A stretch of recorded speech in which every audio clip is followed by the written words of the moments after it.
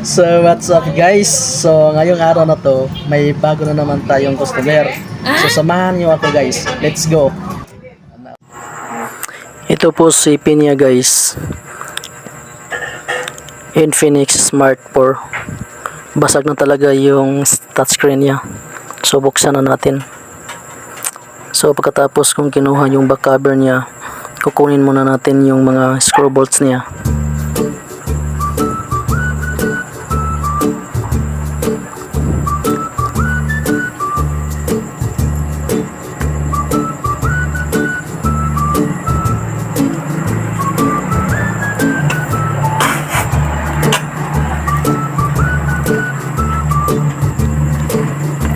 Yan guys, pagkatapos binaklas ko yung mga lock cover niya.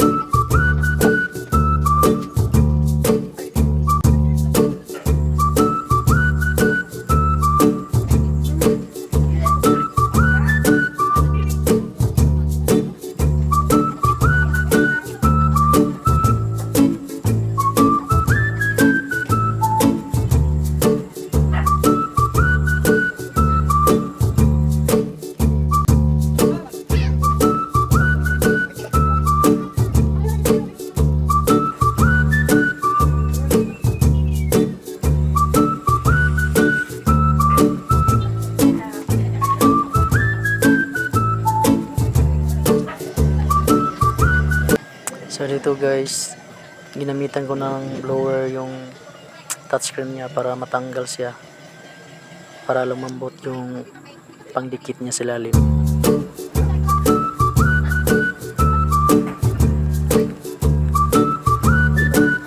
Yan guys, natanggal ko na.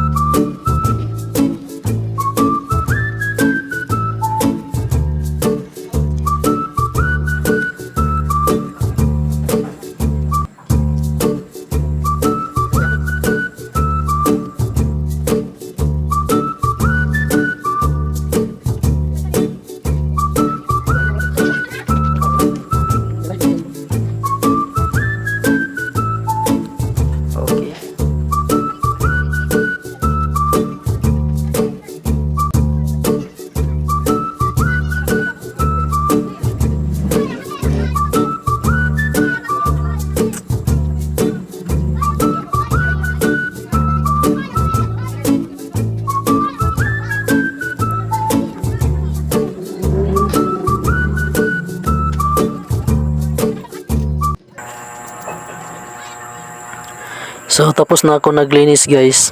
So nilagyan ko na ng adhesive para mailagay ko na yung bagong LCD at makabit ko na dito.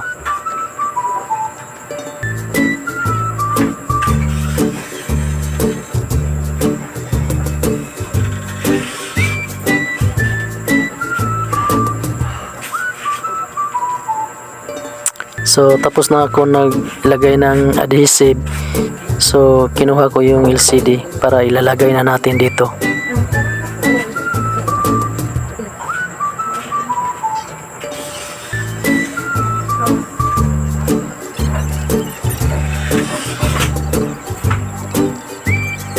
Ayan guys, sinampak ko na guys, nilagay ko na. Final na yan guys kasi may nilagay na ako ng adhesive sa ilalim.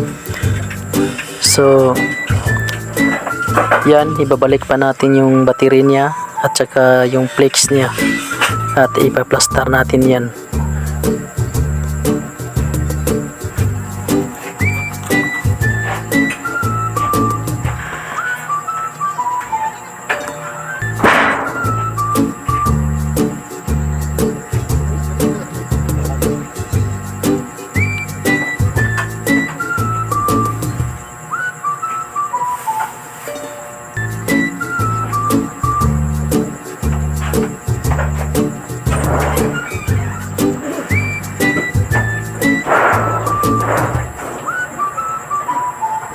So yan guys, nilagay natin yung charging board niya at tinawad natin yung flex at saka yung battery.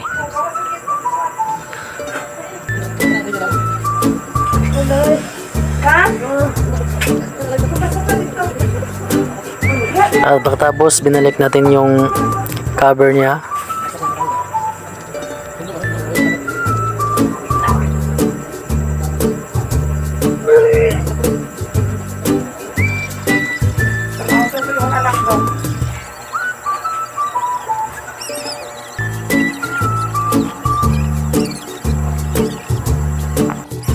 So pagkatapos ko guys, sinubukan ko na i-open yung CP niya. Ayun guys, kita nyo na guys, kita na niya ang display, nakikita na ang display sa LCD. So goods na guys, try ko muna.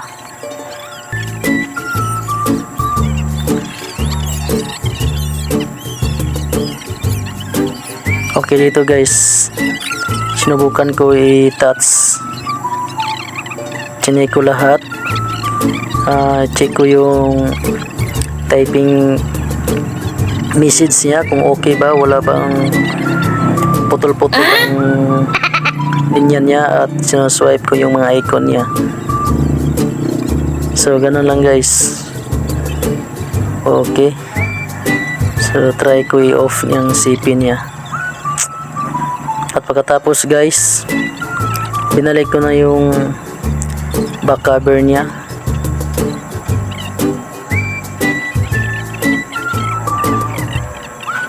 So yun lang guys. So ngayon guys, tapos na ako sa trabaho ko. So paki-like na lang and share. That's all. Thank you.